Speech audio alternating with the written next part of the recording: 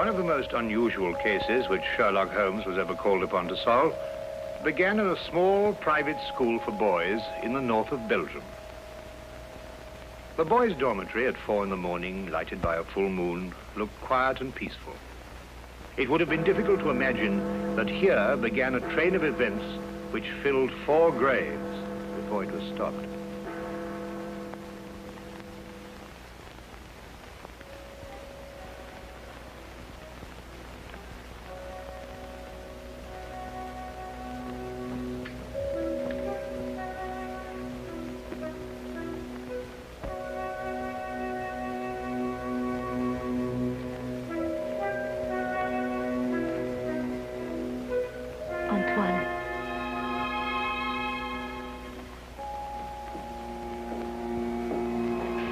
Antoine.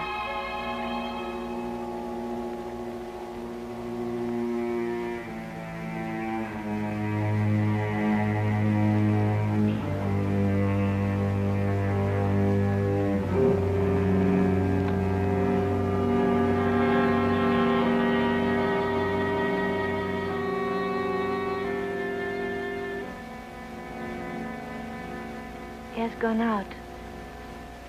Didn't you try to stop him? I called his name. Either he did not hear or pretended not to. I was afraid to startle him.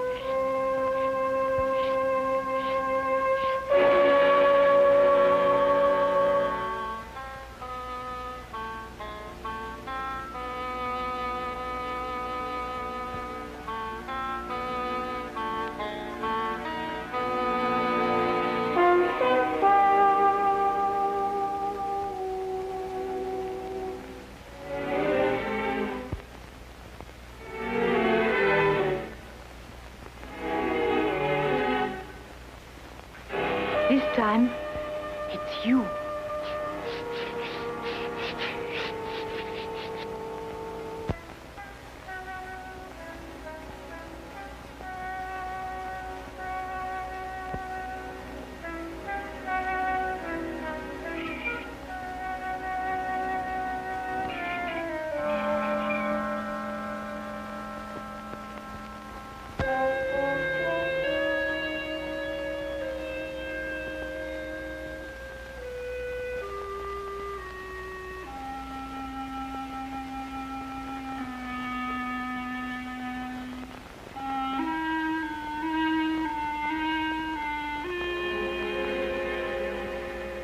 Caron, is there nothing wrong?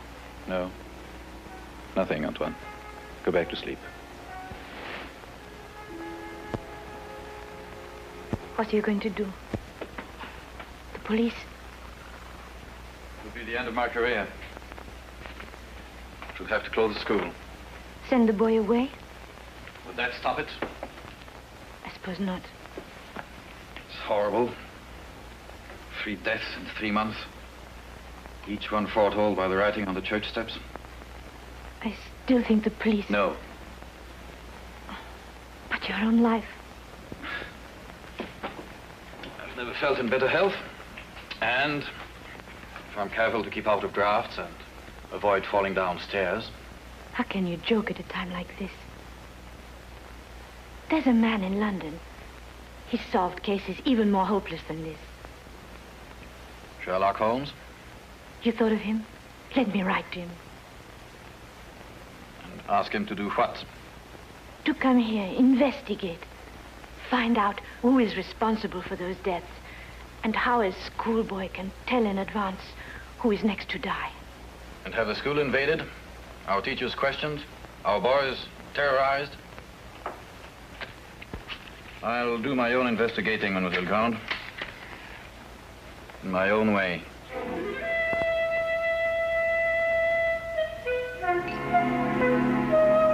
Some weeks later, a letter arrived at Baker Street. Holmes read it over once to himself and then aloud to me. Dear sir, it will be a source of eternal regret to me that I allowed myself to be dissuaded from writing to you sooner, Mr. Holmes. Now Mr. Carolan is dead of natural causes, the doctor says, though I am not sure he isn't mistaken. I pray that you will come to Arno without delay and lend us your assistance in putting an end to these ghastly occurrences. Respectfully yours, Marie Grande. You deduce that the writer of the letter was young? I'll go further than that. I'm prepared to wager that she's madly attractive to boot. Better and better. And on what do you base these interesting conclusions? Wishful thinking, my dear chap. Wishful thinking. Then wish no more. She is both young and attractive, with hair the color of autumn honey. Oh, did you read that between the lines? No. This came with the letter. A lovely color, you'll admit, Watson. And from a beautiful young woman at that. Now, come, Holmes. That's neither logical nor factual, and you know it. You aren't the only one privileged to think wishfully, my dear Watson. Bravo. So you're going to take the case? Yes, and if you pack for us both, I'll arrange for tickets. The boat train took us to Dover. By mid-morning the following day, Holmes and I were sitting in the headmaster's study at the Arno School in the presence of Mademoiselle Marie Grande, who was indeed extremely attractive, with hair the exact shade of autumn honey. Then you're quite sure you've told me everything, Mademoiselle Grande? That is only the matter of the old woman, but I don't think it's important. Well, let me be the judge of that, mademoiselle. Her name is Madame Soulet. She's a harmless, feeble-minded woman who sells charms and love philters for the ignorant. Some have called her a witch. I see. And what is her part in this affair? She admits she went to see those whose names were written on the church steps and offered to sell them some charms against the evil omen. That's most interesting.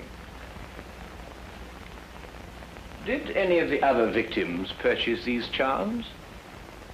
I can only speak for Monsieur Carolan. He did not. And what about the others? Were they persons of wealth? No. Two were quite poor. The third one moderately well off. We have no really wealthy people here in Arno, Mr. Holmes. Except, of course, the Count de Passevant. You know the Count? No, indeed. I only happened to pass a carriage on the way boasting his coat of arms.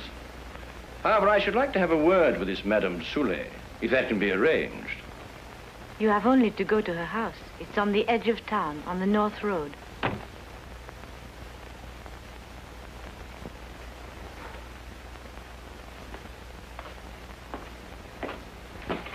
Monsieur Manelli, this is Monsieur Holmes and his friend Dr. Watson.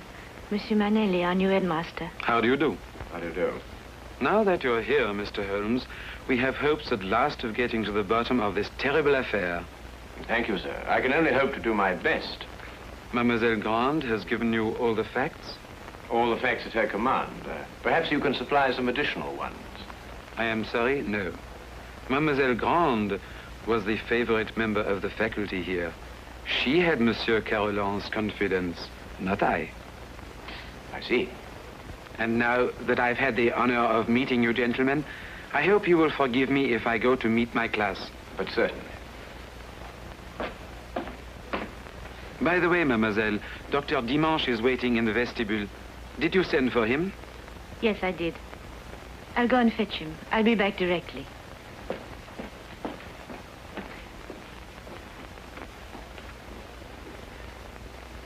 But the boy, Holmes, the boy, you hadn't asked to see the boy. The boy can wait, Watson. Yes, but why? Surely he's the most significant part of it. No, because he did the writing on the church steps.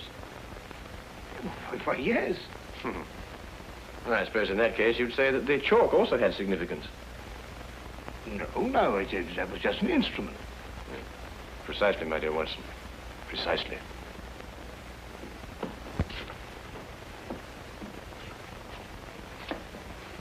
Mr. Holmes, this is Dr. Dimanche. Mr. Holmes and Dr. Watson. Delighted. How do you do, Doctor? Always happy to meet a colleague. Thank you, so am I. I hope I haven't kept you waiting. I came as soon as I got Mademoiselle's message. Won't you sit down? Thank you. Mademoiselle Grant tells me that you're the physician who attended Monsieur Carolan shortly before he died. Yes. My last examination of him gave me no hint of what was coming. I see, and yet you're positive he died of natural causes. There's no doubt about it. I believe 3 other persons died recently in Arno, shortly after their names appeared on the church steps. Did you attend them also? Arno is a small town. I'm fortunate or unfortunate enough to be the only doctor here. Previous to your present fortune, or misfortune, you practiced in Paris, I understand. I see Mademoiselle Grant has briefed you well. I told nothing of your past, Doctor. Then how do you know? Well, you dress with the flair of a Parisian. If you've been living here any length of time, I should imagine you would have acquired a more homespun costume. I might have ordered these from Paris. On the income of a country physician. What do you think, Dr. Watson? Hardly likely, Holmes. Capital, Mr. Holmes. Your powers of deduction have not been overrated. But you didn't ask me here to discuss my clothes or my income. How can I help you? Dr. Dimanche,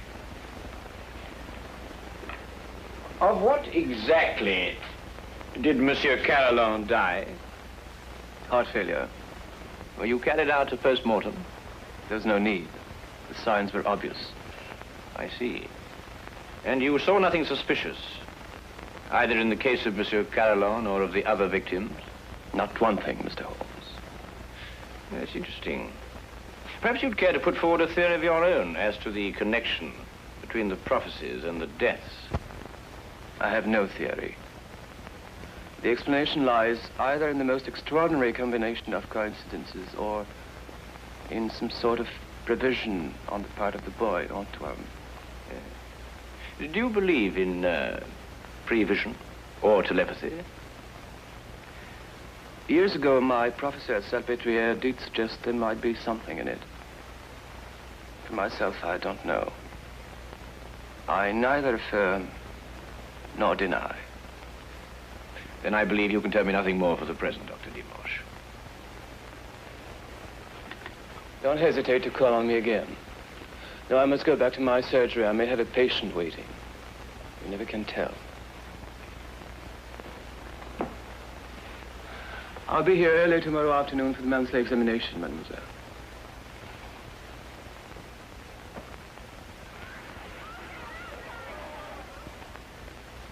Dr. Dimanche examines your pupils every month, then, mademoiselle?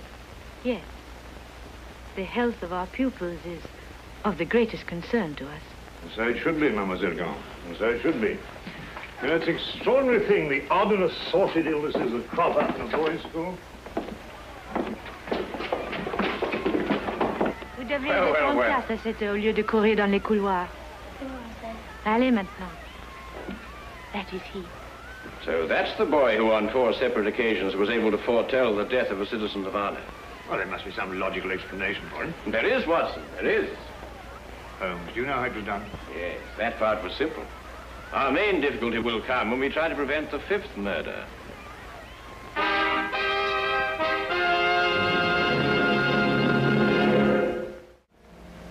The church on whose steps the deadly prophecies were written stood less than 100 yards from the school. I had supposed that Holmes, with his usual attention to detail, would want to examine it thoroughly, but once again he surprised me. He did not stop. And I had a fair guess that perhaps he wanted to have a little talk with a certain Madame Soulet. Come in. Madame Soulet? Come in, come in. I was expecting you. I thought you would be. Sit down. Thank you. Do you know why I've come to see you? For help, naturally. Score one to her, Holmes. Let's call it information. Trifling bits of information such as how came the boy by his deadly prophecies? Whose hand was it made them come true? Suppose we start with a bit even more trifling. You offered charms to the victims. But how did you know who they were before they were struck down? There were no announcements made. If the Englishman will cross my palm with English gold, You'll tell me? I will give the Englishman a filter, warranted to make him see so clearly and think so lucidly that all mysteries will be revealed to him. Each is as potent as the belief of the one who buys and uses it. If those four had bought instead of turning me away, who knows? But they did turn you away. And now all are dead. May I sell you a filter, sir? It will guard you against harm. Come, Watson.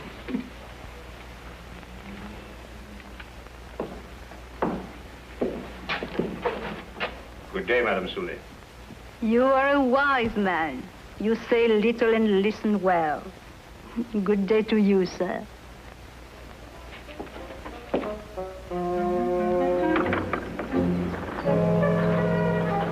Filters, bosh. We might be living in the Middle Ages. Not the Middle Ages, Watson. Merely a small European village. Ah, Count Pacifier, I believe. Oui, monsieur. How do you know? I saw you in your carriage, sir. Ah, are you enjoying your stay in our village, Mr. Holmes? Do you know me, Count? I saw you from my carriage. Ah, bravo, Count. As you say in France, touché. May I introduce my very good friend, Dr. Watson? Enchanté, docteur. How do you do, sir? Have you formed any conclusions, Mr. Holmes, as to the names that were written on the church step? Well, at the moment, Count, I must confess that I am more interested in the names that were not written on the church step. Mine hasn't been written on it yet. And I don't believe it will be. Tell me, sir, you know this village. Have you any ideas? I am not superstitious, Dr. Watson. I do not believe...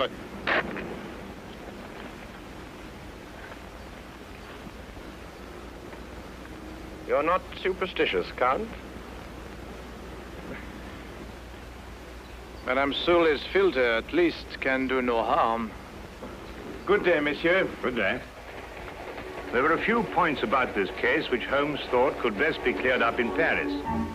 He had asked me to go alone, as the following night there would be a full moon, and he wanted to stay in Arno to be on hand, just in case.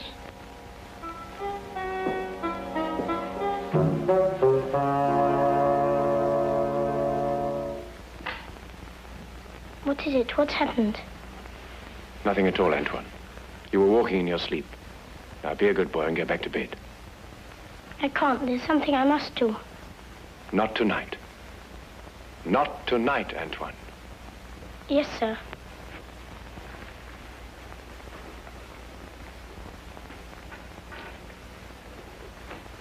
What does it mean?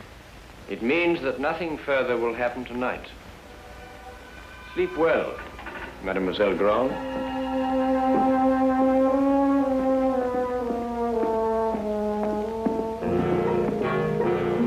The carriage came to fetch me at the station. Later, I found Holmes at the school. Well, you may go back to your class now, Antoine. Well, Watson, did you have a successful trip? Yes, you were right. Good. Mr. Holmes, was the boy able to tell you anything? No, but his silence was eloquent. Oh, by the way, I should like to have the use of the headmaster's study for a little gathering shortly before midnight. You'll name the murderer? No, he will name himself.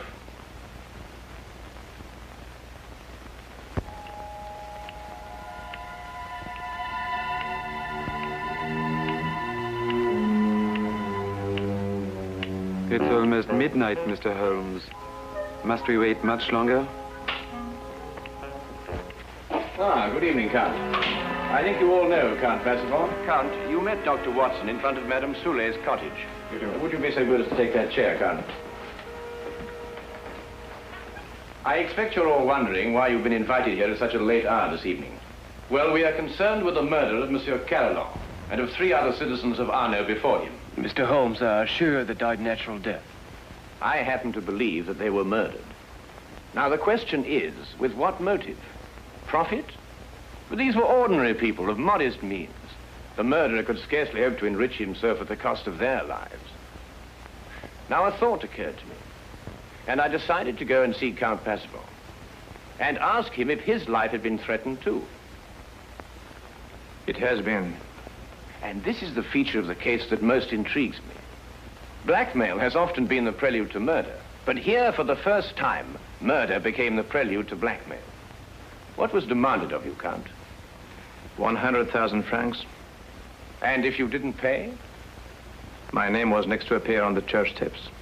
So you see, extortion was the motive from the first. And to that end, an atmosphere of terror was built up by means of 4 successive murders. It would take a man of superhuman courage to resist. But, Mr. Holmes, the names were written by one of our pupils. What possible connection could an 8-year-old boy have with such a scheme? Yes, Antoine. Just an unwitting tool. Of whom? The blackmailer must be someone who could have poisoned 4 people. Don't distress yourself, Madame Soulet. The killer meant suspicion to fall on you. But a person of your simple habits wouldn't play so dangerous a game. No. There is a suspect close at hand, who not only had an expert knowledge of poisons, but to whom the boy has been far more accessible.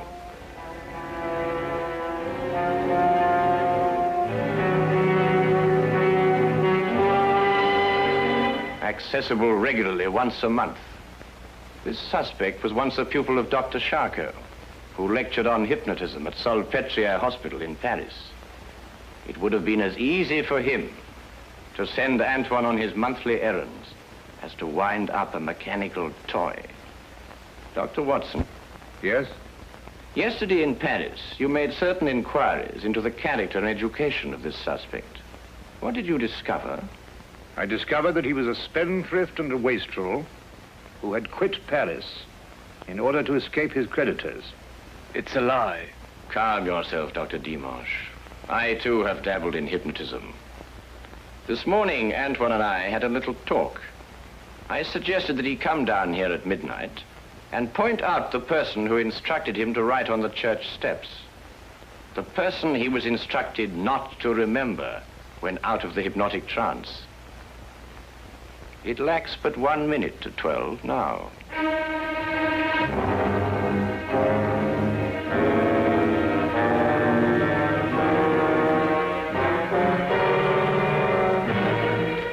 Stay where you are, all of you. Don't be a fool, Doctor. When I visited your office this afternoon to look over your stock of drugs, I took the very ordinary precaution of emptying the cartridges from your gun.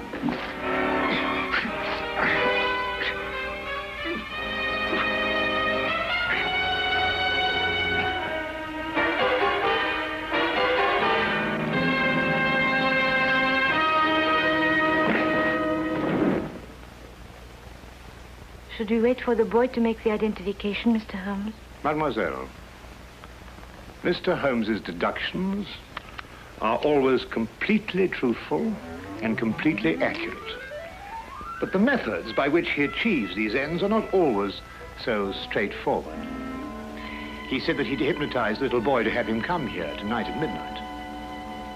How did you know it was a bluff? You also said that the gun was unloaded. Oh,